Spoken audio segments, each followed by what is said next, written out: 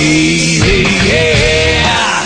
Ain't no mercy, ain't no mercy there for me. Yeah.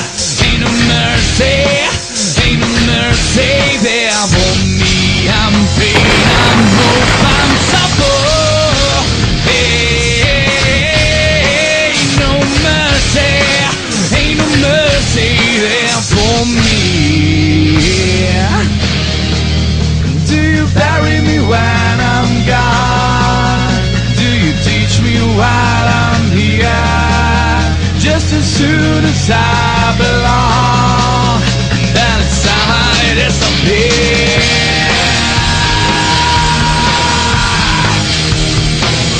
Blugoblin here. Thank you for joining me for this comic book review for I guess you could say either the end of November and the beginning of December 2011. I know I've run late with this, but I've been busy these past few days. Christmas shopping is a bitch, am I right? Of course! But I got 4 books to review here on video. I'm sure you probably already have seen my written review of FF number 12 on my Tumblr page. And if you hear any noises in the background, that's my girlfriend playing Batman Arkham Asylum. Do what? Yeah, you are. She's just off camera. See, I'll prove it. See, there she is. Fooled again. Gotcha. Alright, on to the books for this. I only got 4 books, so here we go. Batman Odyssey, Volume 2, Number 2. The only reason why I'm sticking with Batman Odyssey is because I got the first volume. I want to complete the story. Batman Odyssey has been on a downward slope here as of late, but I gotta say, this issue was okay. This was actually pretty interesting. I'm not gonna say it was good or great, but it was okay. The first page, though, guess what? Bruce is wearing a T-shirt. A T-shirt.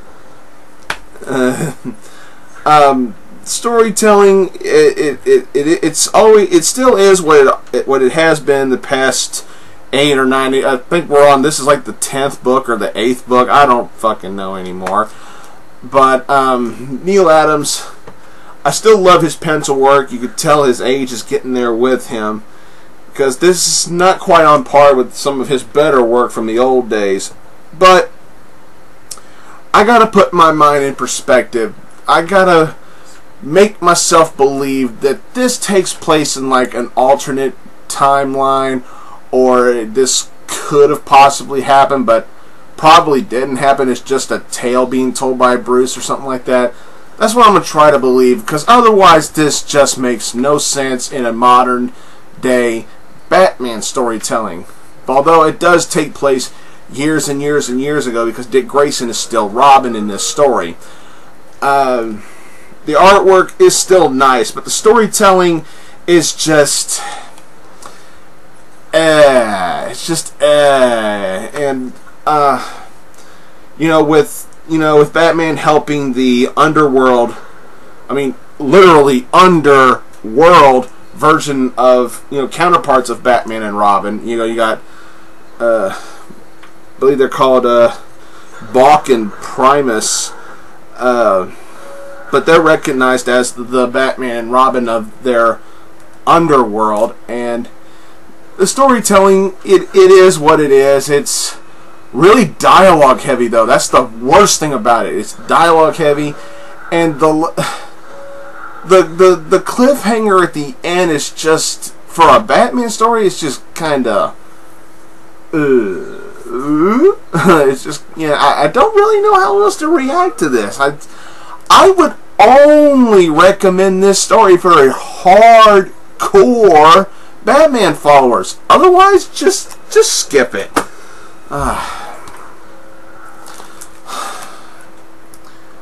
Uncanny XMen 546, or number 2 if you're following this relaunching bullshit numbering. Thank you again, Marvel. There's still fuck it. I don't care. Uncanny XMen number 2. Now, I'll be fair. I thought issue 1 was okay. I thought it was hit or miss with me, and I thought overall it was okay. This right here was a huge step down from issue number 1. This was a mess. I mean, I kind of like the new approach from Mr. Sinister.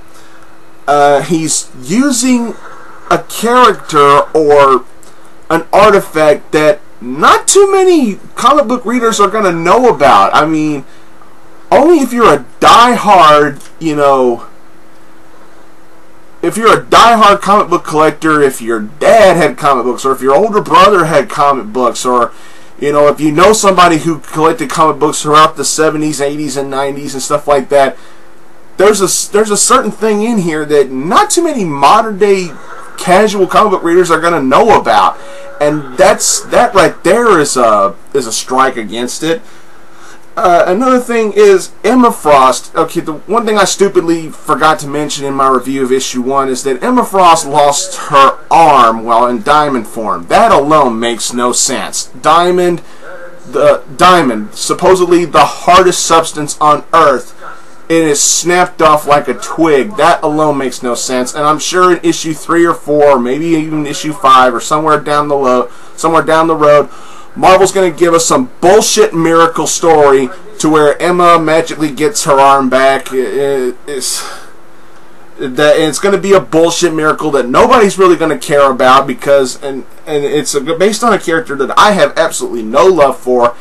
Y'all know me. I think Emma Frost is nothing more than a fucking bitch who needs to just go away and just stay away. I don't like Cyclops' approach on here. I still think Cyclops is a dick. We finally have a slight moment to where it could possibly make sense for Colossus to have the Juggernaut powers. Because I got to agree with my student, the TheMtVernonKid.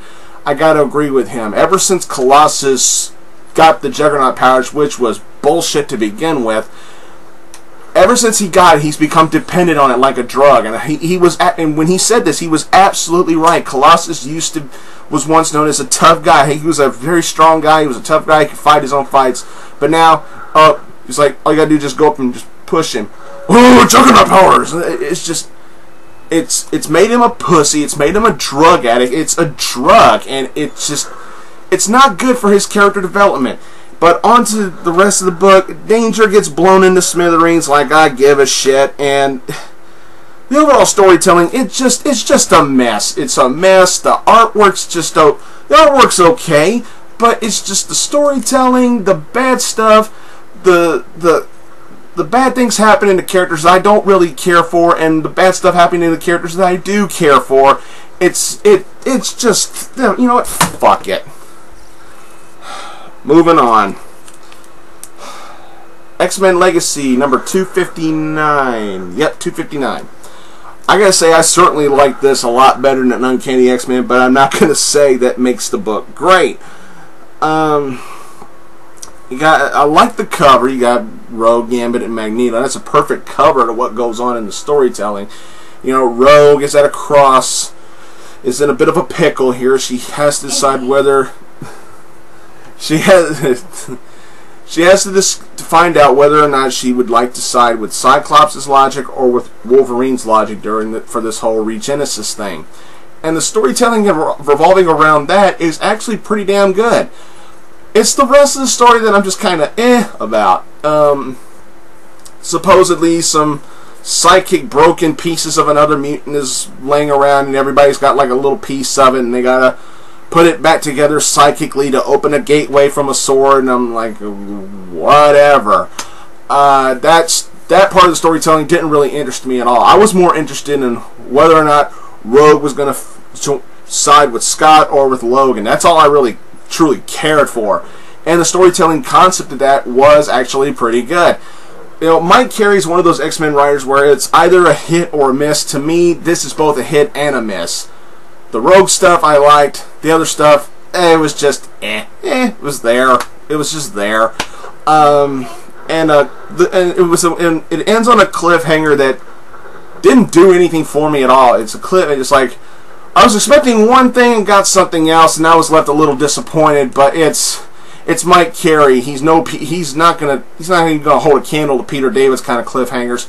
But the thing is, it's just, it's like other than the rogue stuff, the rest of the story and the cliffhanger, it was just there. This was barely above average, but it's going to be forgettable.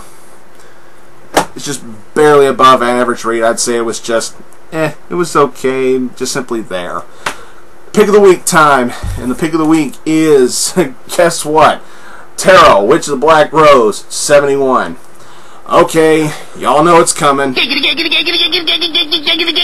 got that out of the way, let's focus on the book. Boobies. Don't say boobies, I said boobies. Boobies! See, even she gets it. Yay. Boobies rule! I mean, okay, boobies. Don't say boobies, I said boobies. Back to the book. Okay, back to the book. I was trying to have an Austin Powers moment. Mole, mole, mole. Yeah, okay.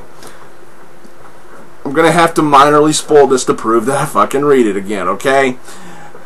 So, if you don't want to know what happens in the book, might not want to watch this, because I'm gonna spoil this. Hit mute now. Yeah, hit mute now, because I'm going to spoil it. Just so I can prove to all you perverts that I do fucking read this. Tarot's being judged by the Mermaid Avenger, as she calls it at the end of the book. The Sea Avenger, I think that's what she calls it. And she's being tested. And I gotta say, she passed the test in a very, very good way. She can't rely on her magic. She's got to rely on her fighting skills and her body strength. And any chick who's able to grab a shark with her bare naked legs and squeeze it to hoist it up and bite her chains off to get free while being butt naked, that's pretty hardcore.